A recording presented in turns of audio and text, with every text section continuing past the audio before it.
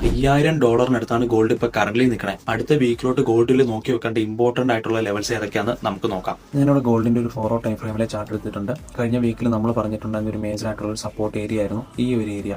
അപ്പോൾ ഈ ഒരു ഏരിയ പ്രൈസ് ബ്രേക്ക് ചെയ്യുവാണെങ്കിൽ നമുക്ക് ഡൗൺ സൈഡിലോട്ട് എക്സ്പെക്ട് ചെയ്യാം. അതല്ല ഇവിടെ സപ്പോർട്ട് എടുക്കുവാണെങ്കിൽ അപ്പ് സൈഡിലോട്ട് എക്സ്പെക്ട് ചെയ്യാം എന്നായിരുന്നു പറഞ്ഞത്. ഇവിടെ നോക്കുവാണെങ്കിൽ ഇവിടെ പ്രോപ്പറായിട്ട് പ്രൈസ് ഇവിടെ സപ്പോർട്ട് എടുത്തു. അതിനുശേഷം നല്ല ഒരു അപ്പ് സൈഡ് മൊമെന്റ് ആണ് നമുക്കിപ്പോൾ തന്നുകൊണ്ടിരിക്കുന്നത്. ഇത് നമുക്ക് നെക്സ്റ്റ് വീക്കിൽ എക്സ്പെക്ട് ചെയ്യാൻ പറ്റുന്ന ഒരു മേജർ ലെവൽസ് എന്ന് പറഞ്ഞു കഴിഞ്ഞാൽ ഇപ്പോൾ പ്രൈസ് പൊയ്ക്കൊണ്ടിരിക്കണം. നല്ലൊരു ഹയർ ഹൈ ക്രിയേറ്റ് ചെയ്താൽ നോക്കുവാണെങ്കിൽ ഇവിടെ low high, higher low, higher high, higher low, higher high, ഇങ്ങനെയാണ് പ്രൈസ് മൂവ് ചെയ്യുന്നത്. അപ്പോൾ അങ്ങനെ നോക്കുമ്പോൾ നമുക്ക് ഇവിടെ ലേറ്റസ്റ്റ് ആയിട്ട് ക്രിയേറ്റ് ചെയ്ത ഒരു ഹയർ ലോ ഇതാണ്.